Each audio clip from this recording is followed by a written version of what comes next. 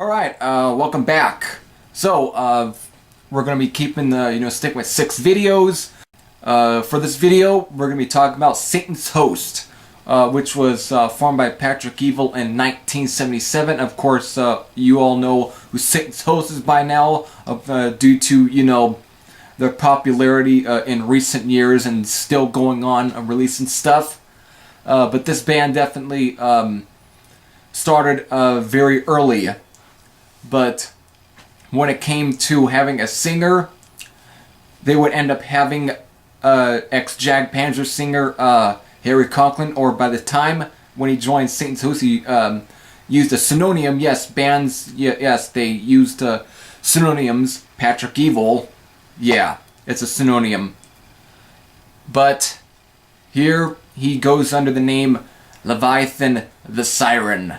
The kind of, I guess, to, if there were any Jag Panzer fans that knew, or any people that knew a Jag Panzer and liked the Ample Destruction, if they ever saw this record, they wouldn't know who the hell it was. They would just see, oh, who the hell is this guy? They wouldn't think it would be, Harry Conklin.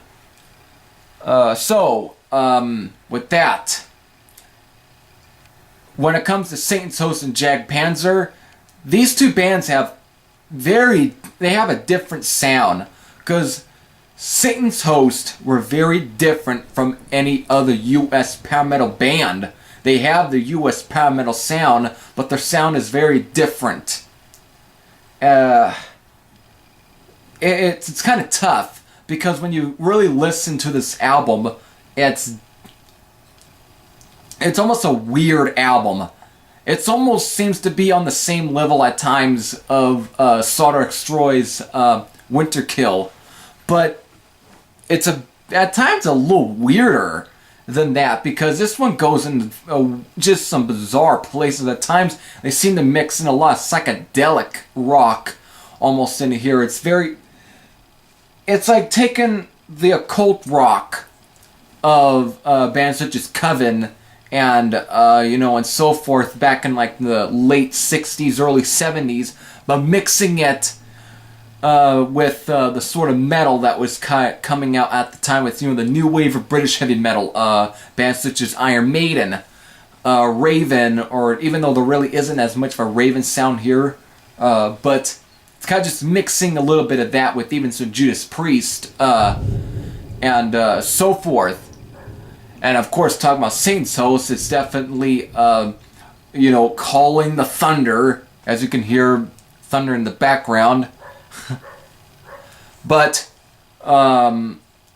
it's just taken that. It's kind of the same thing with Merciful Fate, to how they kind of take the sounds of the 70s, but updating it to the 80s by mixing, just updating the sound, and that's what was being done here, but it's done a little more different than Merciful Fate. It's like it's taken the next step of it, and with the production, it's kind of does have that sort of 70s style production, because it's very raw sounding.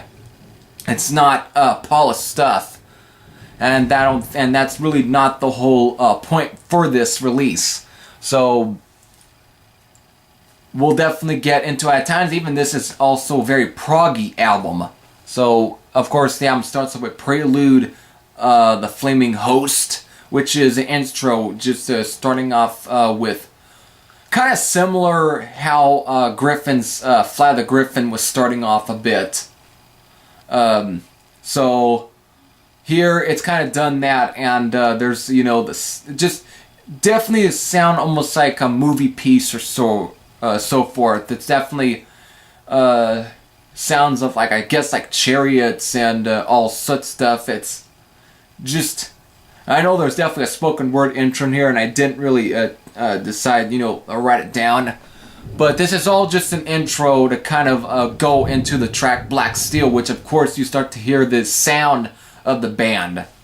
Definitely fast, USPM sounding. Of course, Harry Conklin here, Leviathan the Siren, sounds very much how he did, with Jag Panzer. It's just definitely a very good start, if I shall say. It's definitely a good way to start it into the VL. Keeping the pace going, but also some riff changes as well. Metal from Hell, which is a title track, very good one. This one again, some riff progressions and such. King of Terror. This starts off, and even through some of the songs that I didn't really mention, that even Here Cockney Times sounds a little more kind of manic.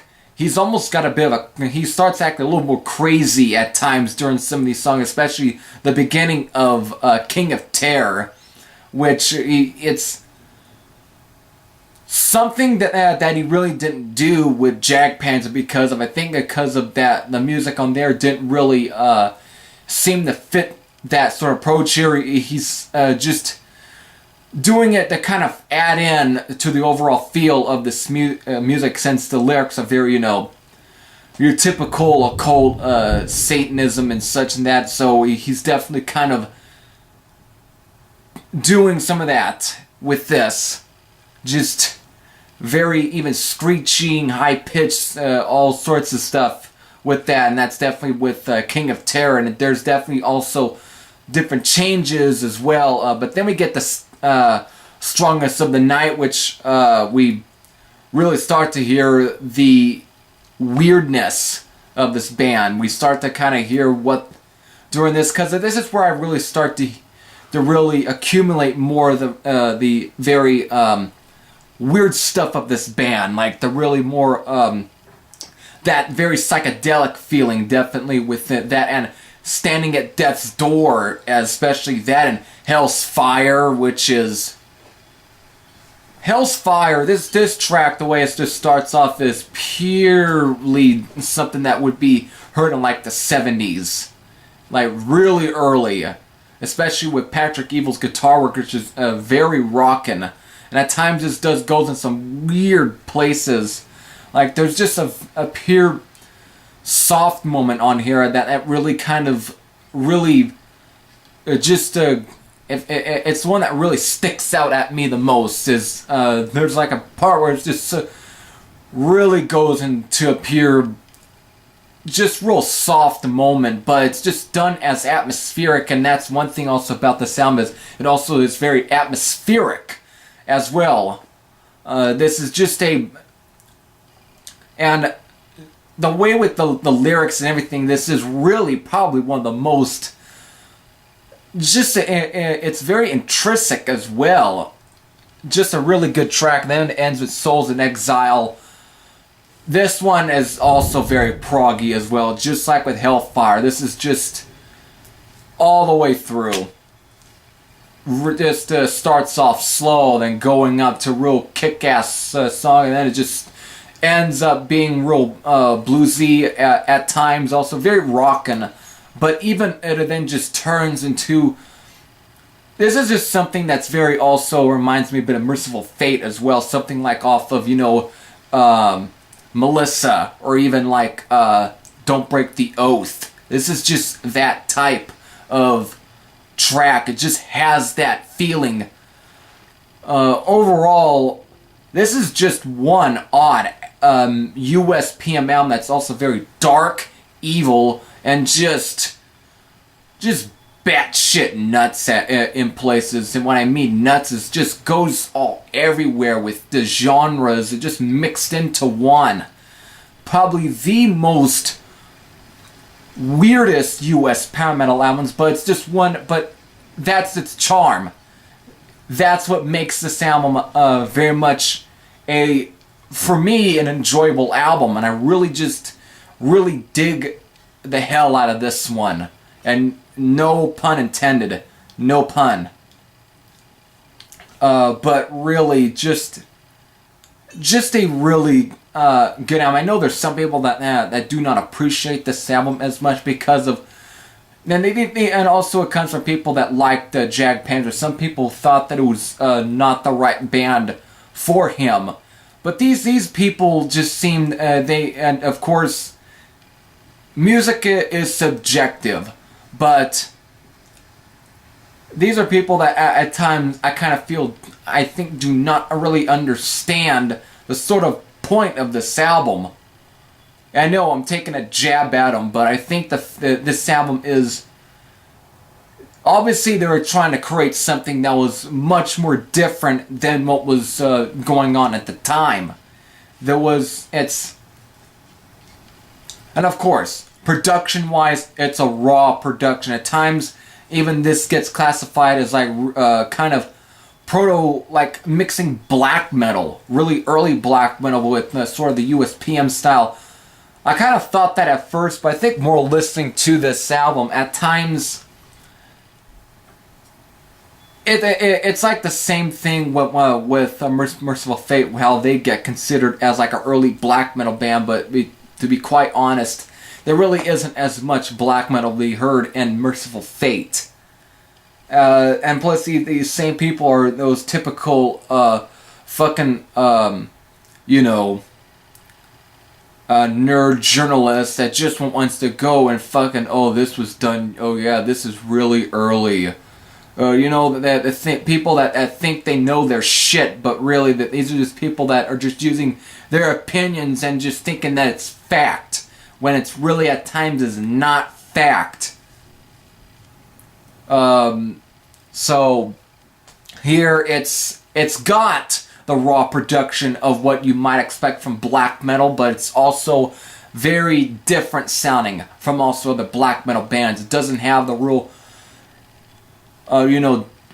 raw demo sound of like Bathory. And if anything, it's part of the productions at times very similar to the production of Venom's first two albums, or even first three, but also even like Raven's first two albums, and which Raven are not a black metal band, they're just a speed metal band. So with that, to conclude this, just a very overall odd album with just to it, to where it just adds to its charm. And of course, after this, they did record a second one that was titled Midnight Wind, and it was in 1987, and it wouldn't be released until later on. And of course, since having it right here, this is a Skull Records reissue. And of course, like again, one thing I love about this album is its artwork. I love that artwork. But this also has the Midnight Wind unreleased album on here. It's a 6-track and definitely sounds like a demo because of it's not as very good because again the production, it definitely, when you go into the from after listening to the album and then go to that, production does dip, but still a pretty good follow-up to that album. Still very good follow-up. And of course, the band was split up in 1988, and Harry Conklin would go on to play in Titan Force, but they would reform in the 90s, but not with Harry Conklin. Again, they get a new singer, and they changed their sound to a bit of a sort of I guess, a death metal, sort of thrash metal sound. And of course, in recent time, I think starting with like 2013, Harry Conklin came back, rejoined the band, and are now just playing more thrash metal style stuff. And just more thrash metal sounding. And have been releasing stuff since then, so... there you have it. And Metal from Hell in recent times has definitely looked as a cult classic, and in some ways, it is. With that, if you have heard Metal from Hell, what are your thoughts? If you have any thoughts, you can post your comments down below. This video was long because I went on to try to just talk about this album. So, I'm just going to end it here. It's time to get on to the next album.